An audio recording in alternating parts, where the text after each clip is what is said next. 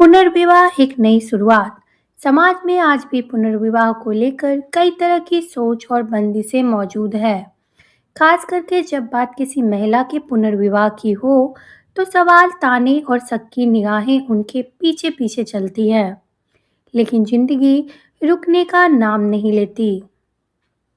हर इंसान को एक बार फिर खुश होने का हक है। ये कहानी है रेनू और मोहित की, दो टूटे हुए दिलों की, जिन्होंने एक दूसरे का हाथ थामकर जिंदगी को फिर से जीना सीखा।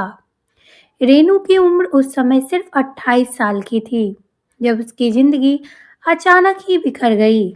उसकी शादी को अभी 3 ही साल हुए थे। पति अजय एक सड़क हादसे में चल बसे।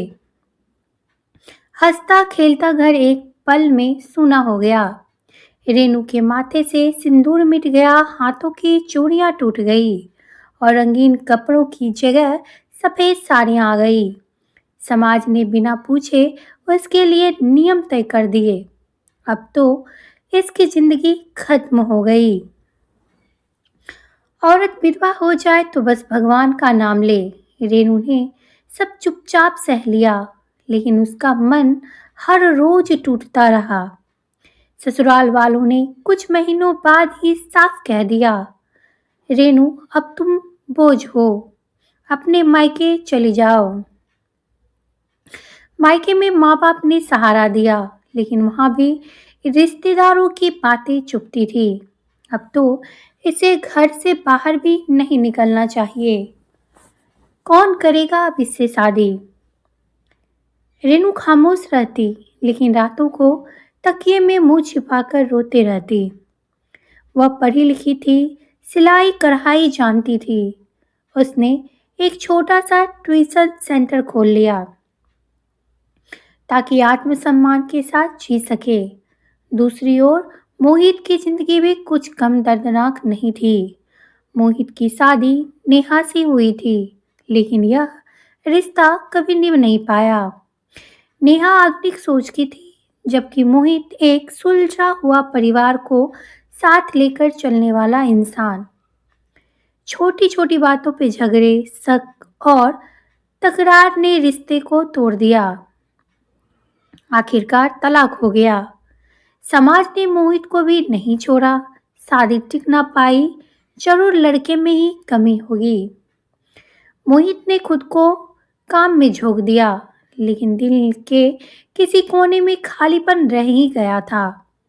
रेनू और मोहित की पहली मुलाकात एक सामाजिक महिला सशक्तिकरण कार्यक्रम में हुई। रेनू वहां सिलाई प्रशिक्षण दे रही थी और मोहित का उस कार्यक्रम का एक आयोजन था। रेनू की आंखों में सादगी थी, दर्द था, लेकिन आत्मसम्मान भी था। मोहित को उसकी बातों में गहराई और व्यवहार में परिपक्वता दिखी। धीरे धीरे बातचीत शुरू हुई, पहले काम को लेकर, फिर जिंदगी को लेकर। मोहित कभी रेनू की विधवा होने की बात नहीं छेड़ता। वह उसे एक इंसान की तरह देखता था, ना कि किसी स्थिति की तरह। रेनू को यह बात बहुत सुकून देती थी। तुम्हारे साथ बात करके लगता है कि जिंदगी अभी खत्म नहीं हुई, ये रेनू ने एक दिन कह ही दिया। मोहित मुस्कुराया, क्योंकि जिंदगी खत्म होती ही नहीं, बस नए मोड़ लेती है। रेनू के मन में डर था, क्या मैं दोबारा किसी पर भरोसा कर पाऊंगी? क्या ये समाज मुझे स्वीकार करेगा?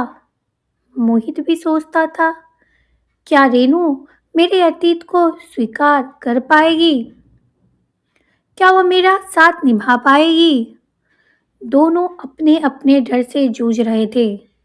एक दिन मोहित ने हिम्मत जुटाकर कहा, रेनू, मैं तुम्हारे साथ जिंदगी दोबारा शुरू करना चाहता हूँ। कोई दबाव नहीं है, सिर्फ सच्चा साथ। रेनू की आंखों से आंसू बह निकले।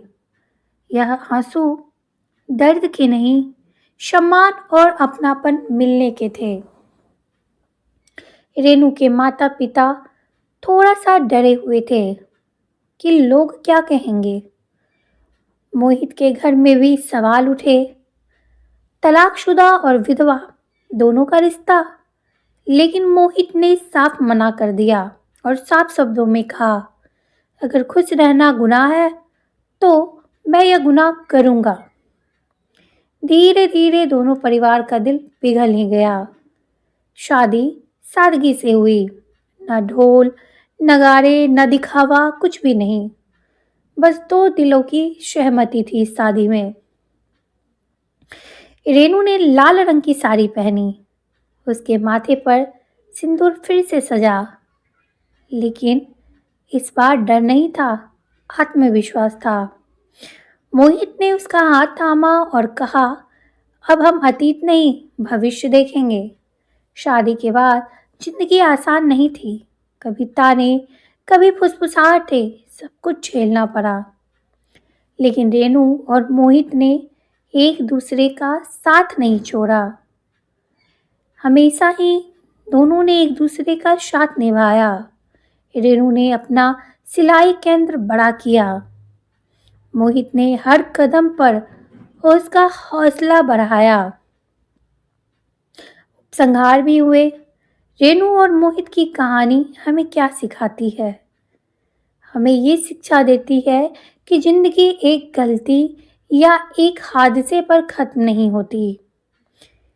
पुनर्विवाह कोई अपराध नहीं है, बस समाज इसे अपराध की नज़रों से देखता है। औरत और मर्द दोनों को दूसरी शुरुआत का बिल्कुल अधिकार है। पुनर्विवाह कमजोरी नहीं बल्कि हिम्मत की पहचान है। दोस्तों, आपको ये कहानी अगर अच्छी लगी हो, इस तरह की बहुत सारी कहानियाँ मेरे चैनल पे है, उसे भी जाकर आप प्यार दीजिए, उसे भी जाकर एक बार सुनिए। अगर मेरी ये कहानी आपको पसंद आई हो तो चैनल को ज़रूर सब्सक्राइब करके बेल आइकन को प्रेस करिए ताकि नोटिफिकेशन आप तक पहुंच सके जब भी मैं कहानियाँ